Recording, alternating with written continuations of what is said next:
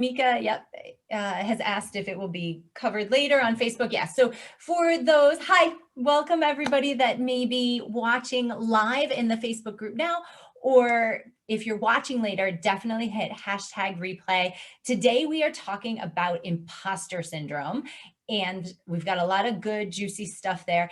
In the event that you want to join the Zoom conversation, please do so now. Otherwise, go ahead and be inputting some comments, questions, thoughts in the Facebook chat, and I'll be toggling back and forth and trying to make sure that we're incorporating everyone in the conversation. Elisa is joining, so we're just going to give her a minute to join before we get started. So if you're watching now, let us know you're watching now. If you're watching later, hit hashtag replay so I can make sure to follow up, answer any questions you have.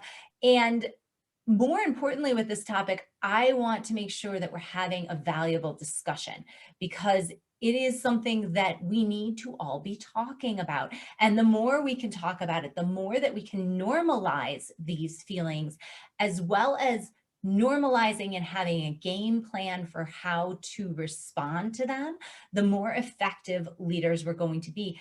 And to me, I think that recognizing imposter syndrome for what it is a huge fundamental need for generating more of power with, which of course we're going to continue to talk more and more about. So if you're watching in the Facebook group, go ahead and let us know you're here. If you're watching later, please hit hashtag replay so we could follow up on the conversation.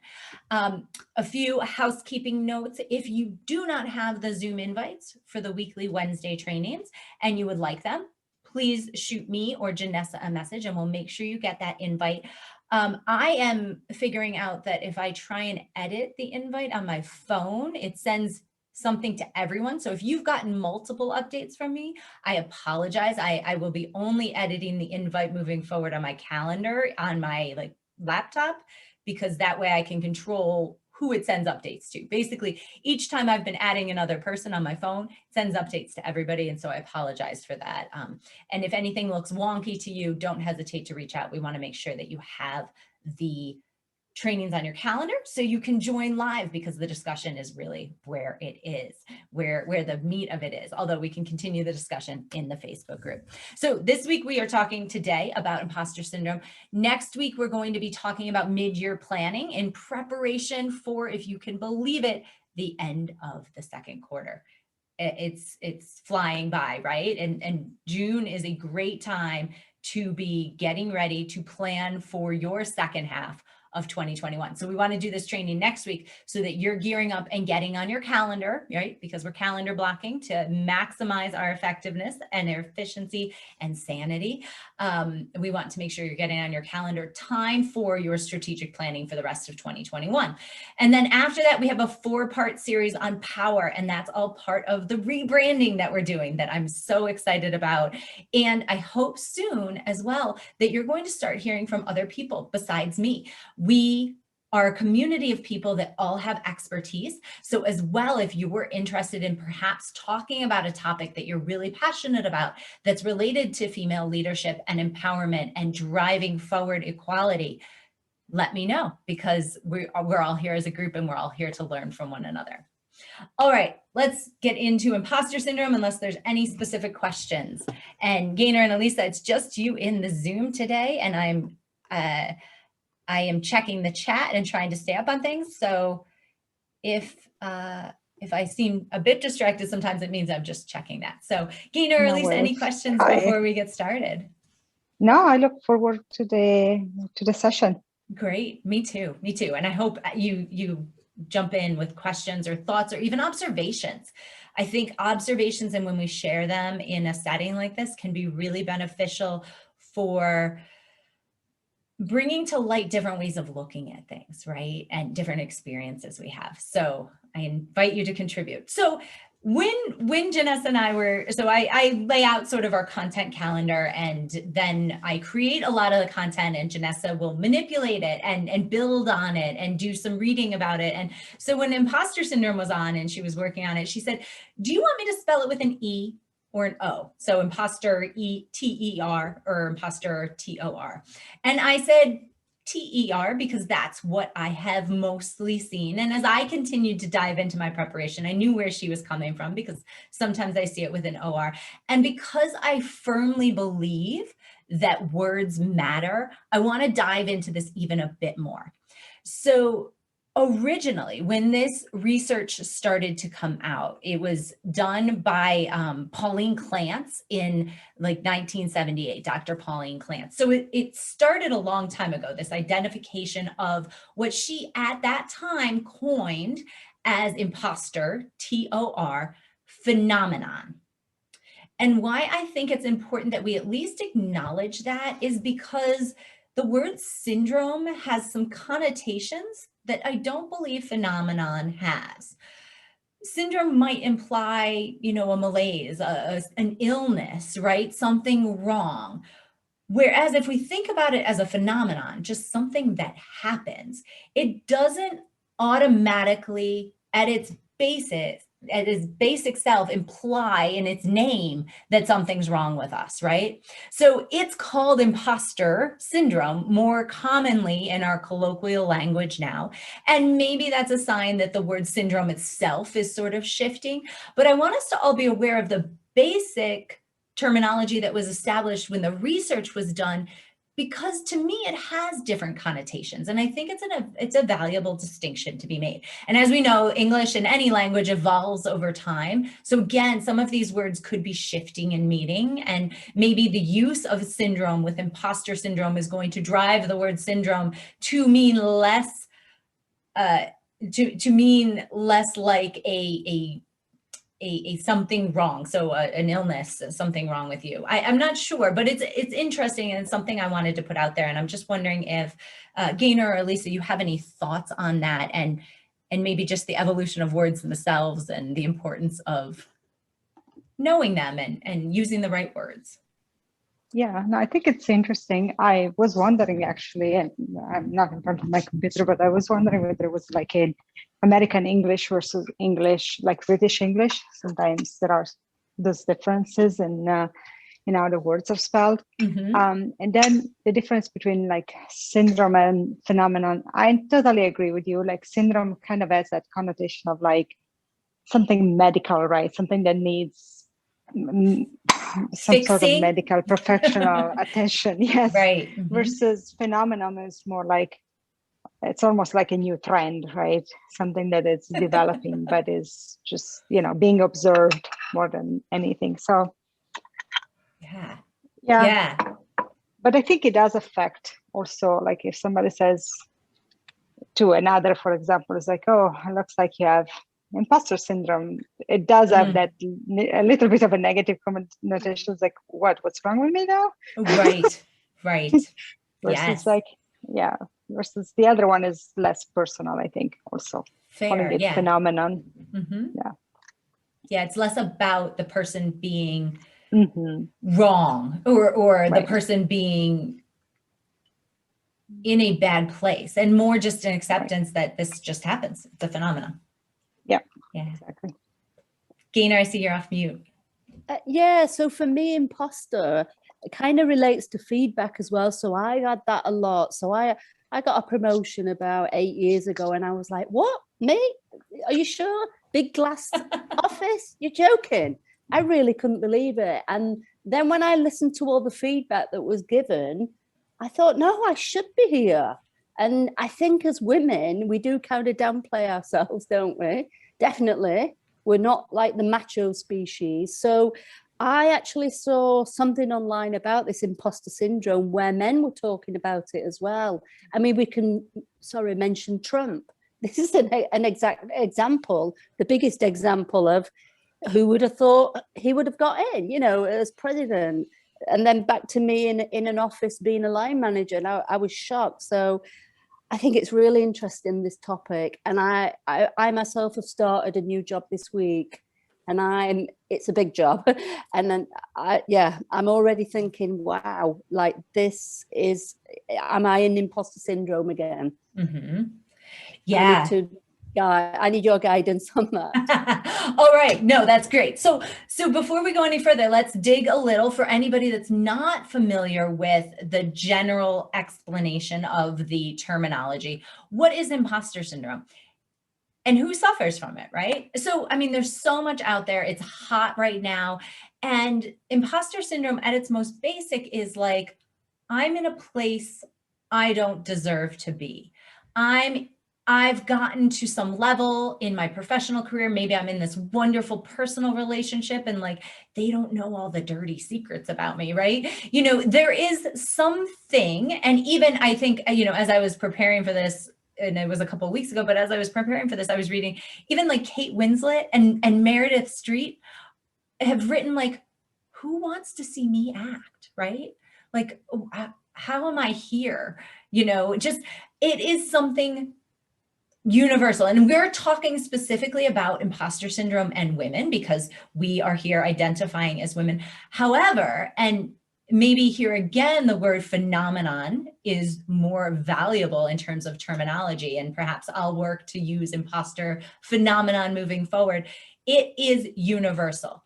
Unless you are and I don't have probably the right actual DSM-5 definition, but unless you are a sociopath with tendencies towards no self-awareness, everyone probably feels something akin to imposter phenomenon. And what does that look like for you? Well, we're all individuals, right? We can't generalize as widely and easily, but it looks like some sort of doubt, as well as some feeling of being in a position that for some reason you shouldn't be there. Like they're going to, oh, and here was another great example. Maya Angelou with like every book was thinking, they're going to find me out. Find out what? Like as a world, we're like, find out you're incredible and what you're delivering is so valuable. But as individuals, we have and harbor some secret fears of lack of worthiness, of lack of being where you are and being qualified to be there. And so what do I think about this? I think it's a universal phenomenon. Why I think perhaps the word phenomenon is better than syndrome, as we talked about. And I think we can harness it to make ourselves better leaders. The first step we need to do though, before harnessing it, is acknowledging it for what it is and figuring out how to move through it. Because where I see imposter phenomenon being a really tough phenomenon to move through is when it paralyzes us, is when it makes us as leaders, as people, makes us not move forward. It keeps us small. So if we're in a situation and we're feeling like, oh, should I even really be in the room? That's going to keep us from speaking up. That's going to keep us from asking questions. That's going to keep us from pursuing our dreams. And so that's why it's important to identify it and move through it and harness any doubt, harness any feelings of, I don't have all the answers, and bring those to our leadership practice so that we become more important and powerful leaders.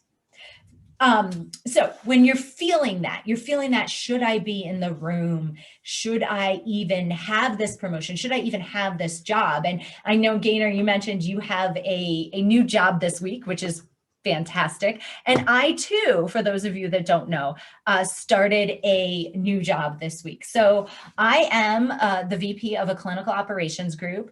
And guess what? I am the first female executive that they've brought on. It's me and 5 white guys. So I too am sitting there sometimes in meetings thinking like, should I be here? And I know I should be here. And so here is where we can call on our prior experience and our prior leadership and knowledge and understand why we're here. Yes, part of it may be a little bit of luck, but when we think of luck as preparation meeting opportunity, then our preparation for said opportunities brings us naturally to that position. And Brene Brown, when talking about unarmored leadership, when she talks about vulnerable leadership, she uses the term, and I love this term, she uses the term grounded confidence. And I love that term because we've all met those confident people where you're like, you're just BSing. You have like all this flair, all this ego, and there's not much there. We've all met those people and we don't trust those people, right? But grounded confidence comes from our experience.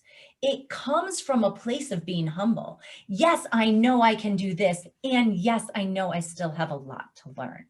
Grounded confidence brings us through our experiences that we've had, both positive and negative. And for the negative ones, it brings us to like what we've learned and how we've improved and grown through those experiences. So grounded confidence really helps us to move forward in leadership that's not armored, right? And for me, it's one of the key things in moving through imposter syndrome. And what this looks like, or excuse me, imposter phenomenon. See, it's practice, right? Changing sort of the way that we're thinking. For me, what this looks like is when I'm feeling as though maybe I don't belong, or maybe I haven't earned my place at the table, or earned whatever I'm in where it's like somebody's going to find me out. I do a confidence exercise where I set a timer just for 5 minutes and I brain dump all of the things. And by the things, I mean the accolades, the great things I've done, the promotions I've made, the teams I've built, and the negative things, those mistakes, that person that I really poorly managed early in my career that I'd like to apologize to, right? Those mistakes that helped build up and helped me to become who I am now. All of those things together and combined are the experience that leads you to that table, to earning your place at that table, to being in this seat and knowing that you should be here. And it doesn't mean you have all the answers. It doesn't mean you are 100% of the role in the way that you want to be. You still can grow. There are definitely organizations out there that say you have to do the job ahead of you before you can get promoted. And I agree with that to a degree, and I disagree with that to a large degree. You have to show that you have the capability to do that job, but I don't believe you don't have to be able to 100% do that job before you get into it. We always should have this mindset of growth, and imposter syndrome or imposter phenomenon is just another opportunity for us to identify areas of growth. So I'm going to take a pause, check the chat, and see if there are any questions so far.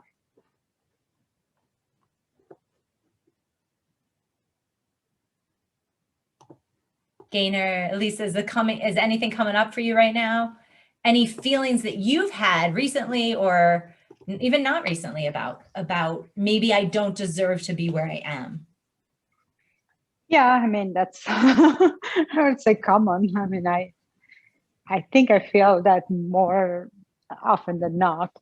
I don't know, part of it comes down to insecurity, part of it comes down to, I don't know, wanted to be able to do everything. Yeah. And I mean, sometimes to stop and be like, no, nobody knows everything. Nobody can do everything at any given time. Mm-hmm. And, that's why, big things are achieved by teams, not by individuals. Right. But it's a sort of the process, right? I have to remind myself of that especially when I get kind of really anxious about it. Mm-hmm. It's like I have to kind of take myself through the steps in a way, and reset my own expectations. Yeah. How do you bring yourself through those steps? It's I like the practice that you mentioned. It's in a way maybe similar in the sort of like the concept, but it's like thinking through, like, now you're not supposed to know everything. The reason why you're here is because you know all these other things, and then it's the problem solving. It's like, okay, even if you don't know everything, you can get there by thinking about it and finding resources that can help you with what you don't know. Right. It's, for me, it's like just guiding myself through, like, okay, so who can help you with this? Who would know this other thing? how can you access that resource, or what kind of research I can do on my own. And combining all those things, and just the process of doing that usually just gets my mind off the emotional component associated with it, the feeling of inadequacy in a way associated with it, and gets me more into the problem solving, component, that it's like, okay, how do I solve this? Yes. Yeah. So I think you've also described something that we have to figure out how to move through, again, to relieve ourselves from paralysis when we feel imposter phenomenon. And you've described a way that you do it, which actually involves like actively engaging your prefrontal cortex, right? And getting that cognitive part of your brain thinking. And sometimes we can do that, and sometimes we have trouble getting there, right? Sometimes we might be so mired in our emotions about it and our feelings of inadequacy, then we actually need to, extricate ourselves temporarily from the situation so that we can re-engage our prefrontal cortex, right? Because when imposter phenomenon is coming up, it's a form of, and it's similar to physiologically, the stress reaction, like the, oh my God, I'm not worthy to be here. I don't know. I don't have the answers. And if you're sitting in a meeting and feeling that, that is a tough place to be, right? So just grounding yourself, with where you are, both physically, can help to start to move you out of the stress response that you're having. Grounding yourself, I mentioned journaling. Perhaps you can't even do that because you're sitting physically in a meeting. And so you're not going to start writing all of the amazing things that you've done it with a 5-minute timer. Maybe you do have that opportunity, but if you don't, instead, just thinking of 3 things that you've accomplished and done really well recently, like just bringing yourself, and that pulls you into that cognitive ability to think, where then you can think like, as a leader, it is not, the old power with leader paradigm's out, right? We're moving towards the power with paradigm. As a leader, I don't have to have all the answers. My job is to ask good questions. My job is to get the conversation going. Even if I'm not leading in this, these are ways that I can contribute. And again, you're using your brain. You're not just using your primal brain, but you're using your evolved prefrontal cortex brain, and you're moving through it, right? Yeah, and one last comment that I wanted to make, it's also like, if I'm in a meeting, the other thing that I've learned over time is that even if I don't have all the answers, I can sort of like, I don't want to say fake my way through, but in the sense of like, buy time, right? Say, okay, I want to, I find sometimes myself saying, it's like, okay, I want to research this a little bit more, and then I will provide my, recommendation, or, what I think we should be doing. Sort of like having the ability to just take a little bit of time. And in most of the cases it works. People respond like, oh, okay, all right, then, just let us know, let's say by the end of the day or something like that, right? To where you can sort of pause that moment so that it doesn't spiral out of control in your own mind, and just allows you to then have the opportunity to engage your brain, which at the moment might not be there yet, right? But just kind of give yourself the time to get there, take a breather, and be like, okay, all right, so let me look at this, let me ask questions, right? I used to just like go to my colleagues and be like, hey, I'm thinking of this or that. What do you think? Do we have this? Do we have that? That allows, again, it's engaging the problem solving component when not everything is necessarily top of my mind or my innate knowledge. Right. And you've given a wonderful example of what we were just talking about with grounded confidence, right? Leaders, ourselves included, right? And, management teams and board of directors, yes, they want answers, but if they feel like somebody is giving them just like off the cuff answers without any substance, they're going to feel that as well, right? In the same way in which you may be 95% sure, maybe 90% sure of what your answer is, but instead you want to buy yourself some time to dig into it a little. That is an example, a beautiful example, I think, of grounded confidence, which can help us again to move through this feeling of the imposter phenomenon. Like, I'm pretty sure I know the answer, but I also know that I'm stronger with my team. I also know I don't want to give it right now. I want to have some time to make sure I'm thinking about it. And you tell whatever leadership, whatever, investors, board of directors, whoever you are sort of facing in the firing squad, right? At that moment, you tell them you need some time. And more often than not, they're open to it, right? Because they want you to be coming with the right answers too. And they recognize that none of us are in these positions because we're robotic and able to just recite all of the right answers on command. That's not what human beings are. Yeah. And, sometimes it also comes down to who's in the room. Yes. Right. You need to, that also comes with, experience, reading your room, knowing who's there. Knowing what you control the information flow. Sometimes it's needed to prevent other issues down the road. So you might know the answer. Sometimes it's the opposite. You might know the answer and it's not an issue of not knowing, but it's managing your audience. Right. Managing what could come from blurting out the answer right there. For and sure. to deal with the consequences afterwards. Yeah. And it's interesting that you said that, because I'm trying to think if I've ever been personally in a situation where I've known that I need to navigate it politically in a certain way. But in those, I don't know that necessarily that I've felt the imposter phenomenon. I feel like the imposter phenomenon happens to me, at least more often, when I feel like I don't have the answers at my fingertips, or even the problem is escaping me. And it seems like everybody's talking about a problem that I feel is ill-defined. Totally. No, I totally agree with you. And it just looks the same from the outside. Fair, right? Fair. Part of it's like what you feel and right? Internal, it's like, okay, I actually don't know this answer, so I need to go figure it out. And the other one is like, I know this answer, but I need to control it. Yeah. To the outside, you need to still give the same answer of like, let me look into this. Buying yourself some time. Right. But you're doing it for different reasons. Fair. So. Yeah. No, there's a lot there. That's really juicy.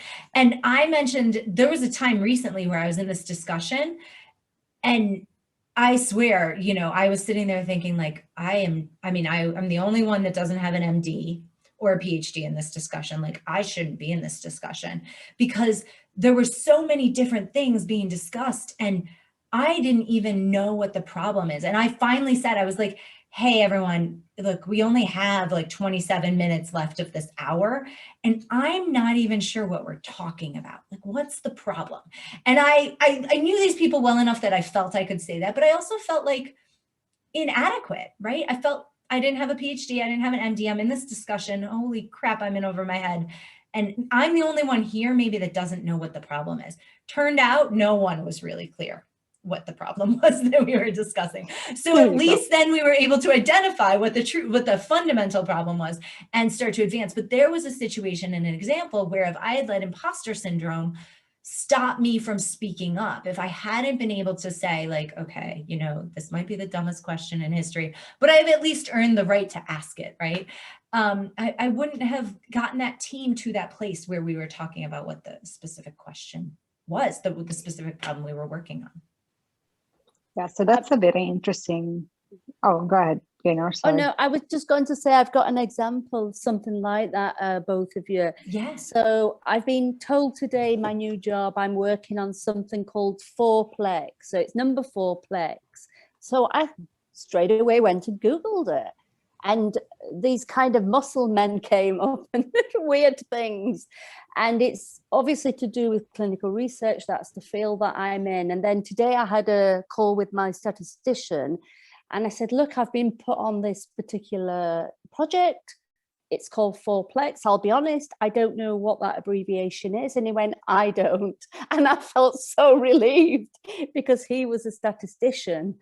So if he doesn't really know what it is, and I certainly don't know because I'm new today, and I will get used to all these names of these, new areas. It's in vitro diagnostics I'm in at the moment. I mean, it's pretty deep, Tara, and there's tons of acronyms and everything, but I was just so happy that he said he didn't know as well, which was like your example.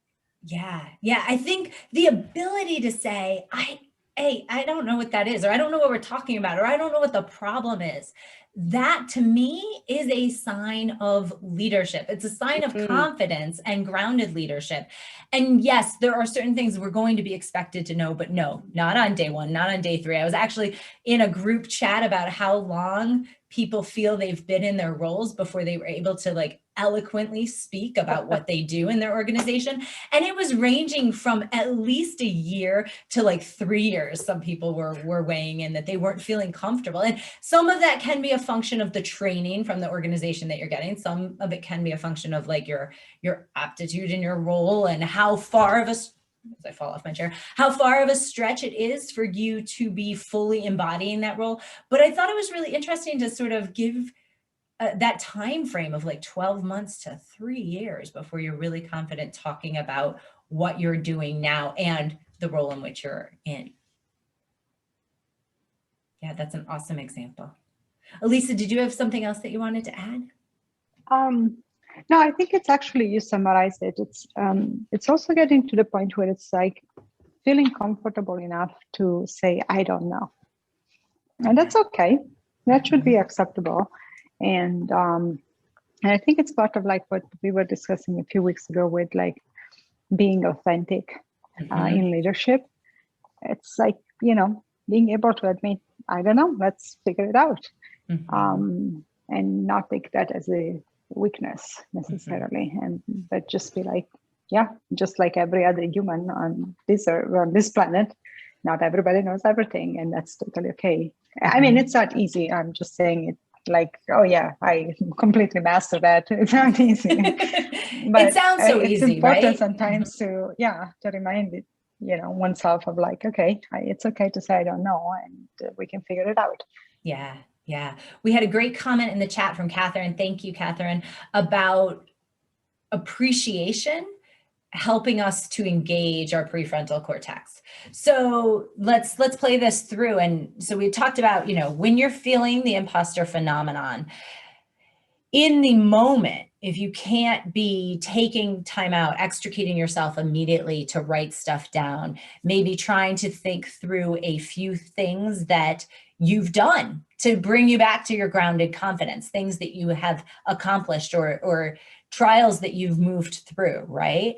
Another thing that Catherine brought up was appreciation and the ability of taking a minute or two to appreciate, maybe you can appreciate the beautiful office you're sitting in, appreciate the fact that you're here, and even thinking through as a leader, am I worthy to be here? Like that is a sign of humble leadership. And as long as we're moving through it and we're not letting it paralyze us, I don't think that there's anything wrong with it. So Catherine had the great addition of appreciation, maybe just appreciation for that delicious lunch you just finished and the fact that it nourished your body. Using that again to help engage your prefrontal cortex so that then you can be moving strategically through the next steps. And the next step may be buying yourself some time. So Elisa, I think that's a great addition and one that we should all perhaps have in our toolkit, right? And ready to use is, you know what, I need some time to think about that. I'm going to get back to you in a couple of hours with an answer, or I want to engage with the team. I want to do some research, whatever it is. So these are all ways that once identified, we can then work to move through imposter phenomenon. And let's appreciate imposter phenomenon for the fact that it brings to our mind, the forefront of our mind, the fact that we should have doubt. Those leaders that are just blustery and full of BS and spouting it are not trustworthy. We don't feel that they're trustworthy. And so this brings up that element of humble leadership, that element of teamwork, of not wanting to or knowing that you don't need to do it alone, right? And in the event that you're in over your head, getting the help that you need, because sometimes we get in situations where we're in over our head. That doesn't mean that we can't stay in the situation, but it does mean we need to work to identify how we ourselves work to bridge the gap. It's better if we call out a situation to our managers or our leadership and say, you know what, I'm in a little over my head. Here are some suggestions I have for how I can bridge this gap, how I can accelerate my learning and my knowledge. What do you think about it? Our board of directors, our leadership in our organizations, they will always be appreciative of an employee that says something like that or a leader that says something like that. Another thing that I want to bring up, and there's a great article, and actually I'm going to drop the link in the Zoom chat right now while I grab it, is that there is the possibility that imposter syndrome, which of course, again, is probably wrong in our terminology, but the imposter phenomenon, when used too colloquially, could do a disservice to women and people of minority. And I see this parallel in so many things around leadership. So I want to call that out as well. But the idea being that if we just say that it's imposter syndrome or even imposter phenomenon, we are saying something is wrong with you. When in reality, we are in a game, we're on a playing field that is uneven, that is inequitable. And there's this need for us all to identify where we are human, where this is part of just humanity and how we can improve and grow as individuals. And it's not just about women feeling imposter syndrome. It is not on any individual to level the playing field themselves, right? I think about it in terms of not To Kill a Mockingbird, that's the book. Mockingjay, what is the series? Hunger Games, right? Where, for those of you that haven't seen this dystopian, movie series or read the books, like basically these children are being pitted against one another in a game that is, horrific. And the girl's mentor says to her, remember who the real enemy is, right? Because it's not the other children. It's the society, this dystopian society that has pitted children together. And so that is a cautionary tale with imposter syndrome. And for those of you that maybe I met over LinkedIn, I use an article when I'm reaching out to people right now about strategic thinking, and it's called She's Not Strategic. And a couple of women have come back to me and said, I hate this article. This blames the woman when really it's the situation that we are in the environment that we are in. And so I wanted to talk about imposter phenomenon because I think it's something that it's important for us to acknowledge, talk about, figure out best ways to move through, while also flagging that calling imposter syndrome alone an issue without recognizing it in the larger context of our society is also possibly doing a disservice. And so something else and further for us to think about. Any thoughts or questions on that? I don't know if my explanation made sense or if you want to take some time to read the HBR article and then come back. But for me, it was, as I was digging into and reading more about imposter syndrome so that we could talk about it, it was something that came up. And again, I've seen parallels in it, and She's Not Strategic in, thinking that we have to do it all. There's so much there where we can do the work, the inner work, the self-growth work. But until we're also acknowledging that there's work external to that, that's not just on us alone, but is on society as a whole, we're missing part of the picture. I totally agree with that. I'm actually listening to the Burnout book good. that you recommended. Yeah. And there are a lot of parallels between what you just said and what the book says. And it's at the societal level, not at the personal level. Right. So it's definitely something to, think about some more. And I would love to read that article. So I'm going to. Yeah, I put the link in the chat in the Zoom. So thank you. Yeah, grab it. Yeah, it's at the societal level, and there's work that we can do at the individual level, but it's also bigger than us. And recognizing that and acknowledging it, again, is a first step, right? All right. So any questions about imposter syndrome? Any thoughts on this discussion? It's very fascinating. I just use all these tips, Tara, this week. You know how it is in your first week. Oh, yeah. You definitely sat there thinking, oh, wow, with all the reading you have to do, you're kind of sussing out individuals as well, aren't you? That's always a big thing to do, and as you get on, you understand the team players and things like that. But I'm lucky today. I had great meetings today, and it seems like I've joined a fabulous company. So That's Yeah. awesome. Oh, Gaynor, I'm so I happy. seem to fit in, so I'm That's very great. happy. And That's yeah, I just wanted to mention, I don't know if any of you have seen The Handmaid's Tale.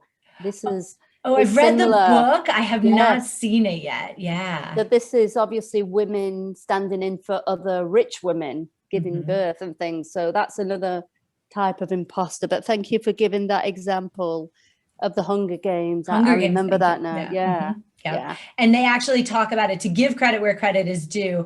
They mentioned that in the book Burnout, which for those of you in the Mindful Leaders Academy, that will be our first book club book. You expect an email with an Oh. invitation. Burnout is just, I've read it now twice in like the past 2 weeks. So it is really eye-opening, and it gives us a lot of tips and practical ways of looking at things, and also just understanding what's happening in our body when we experience burnout, because it's all intertwined, right? Going back to Gaynor, what I said at the beginning, like it's just our souls in this meat suit, Yes. right? Right. Yeah, it's a great book. I'm on round 2 as well. Wonderful. Wonderful. Excellent. I really like it. I like reading those kind of books a couple of times. Just the first time it kind of gives you the overall idea, and the second time you can really start digging a little bit more. Yeah, I think we're going to have a really rich discussion about it. I can't wait. When is the book club? I'll send you an email. I will. I'm you. thinking the targeting the end of June. So anybody that hasn't read it has an opportunity to read it. Oh, yes, please. I'm all for self-help. Okay. It's a great book. And then the one thing that I wanted to ask you, Tara, is whether you came across any article or other material that explains the sort of like the physiological reason, if there is, or the functional maybe reasons for having these feelings. That's a great question. Why do we feel that way? What is it? And again, maybe it's because I'm reading the Burnout. Yep. I don't want to spoil it for Gaynor or anybody else. But there are a lot of one of the things that I really like in the book is trying to really understand what's the physiological response or the reason for that, right? Part of it, again, we said is societal, and part of it is humans are built a certain way. So as we live our life right now, we are actually built for, millions of years ago kind of life. So, definitely it's a big shock on how our body responds to things. But yeah, so I'm kind of curious whether you came across anything that talks about the physiological reasons why we feel imposter phenomenon. That's a great question. Right. I didn't specifically, but I also wasn't looking for it. So I feel like now if I were to go digging, I might find it more readily. I have some thoughts on it, again, drawing parallels from burnout to imposter phenomenon. If you think about how we've evolved as humans, well, our basic needs haven't been met for that long, right? In the grand scale of evolution. So even just being in this place might, where we have all of our basic needs, again, primarily being met, it might feel wrong for us right now because we haven't had it for that long. I likened it, and I just sort of drew this assumption, which is probably completely incorrect, because again, I'm not a neuroscientist, I'm not a social scientist, but I drew the parallel between the imposter phenomenon being experienced and the feelings of doubt, the feelings of not being enough, the feelings of stress, sort of all interwoven. And if we think about it, when we're in a reaction mode, where with whatever emotion we're feeling, we're not engaging our prefrontal cortex in the same way that we want to when we're in a planning and constructively moving forward mode. So I had just sort of drawn that overall parallel, but I really want to dig into it now more and see what I can find. So let's do that and just continue the chat about it and see what we come across in terms of, who is studying imposter phenomenon? How are they doing it? Right. Right. And what are they finding? I'm really curious. We need a guest speaker, don't we? We do. I'm going to have to dig, see what I can find. I wonder whether actually the author of that book, of Burnout, has anything on that, because it's Emily Nagoski. Yeah, exactly. Yeah, she might. So she might. Yeah, she has another great book that I had read years ago, read I think 2015 or 16, that she talks about in her introduction. So if you want to go deeper into her work, it's fascinating, really interesting. Yeah, Yeah, definitely. Yeah. yeah. Cool. Awesome. Well, thank you, ladies, for the discussion today. For those of you watching later, make sure to hit hashtag replay so that we can make sure we're answering any questions. We're going to continue the discussion about, what physiological things are happening during imposter phenomenon and who's studying it and where can you get the most cutting edge research. And next week, again, we're talking about mid-year planning, the importance of it, why leaders plan, why leaders should plan not only for your work that you do, but for your life that you live as well. And then from there, we're going into a 4-part series on power, all in support of and explaining and driving the rebranding of what was formerly Tara Leonard Consulting, because in all honesty, I had no idea what else to call it, to Power With, because it's so much bigger than me. More people are coming in. It's just going to get better and better. And, we are all so much stronger together. So thank you all for your time today. Thank you. And congratulations to both of you for your new jobs. Oh, thank you. Thank and congrats, you. Gaynor. Yes, Of you've course. earned it. Talk to you all later. Nicely done. Thank you. Bye. Bye. Bye-bye.